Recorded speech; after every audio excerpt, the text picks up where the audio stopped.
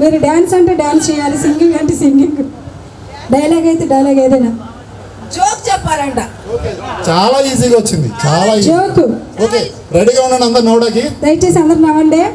Joke చెప్తారు madam గారు, అందరు నవ్వాలి జోక్ చెప్పినప్పుడు. చెప్పండి, జోక్ చెప్పండి. చెప్పాను, బాగా చెప్తే ఇది ఆకుకూరల కంపండి. ఇది అర్థమవుతుందా? ఇది ఆకుకూరలు అమ్ముతాకు వస్తున్నా, కాదు కాసేపు అనుకోండి.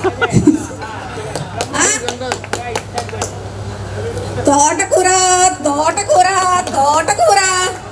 పక్కన మా మరిదిలాంటి వాడు ఒకడు ఉన్నాడండి, పక్కన మా మరిదిలాంటి వాడు ఒకడు ఉన్నాడు.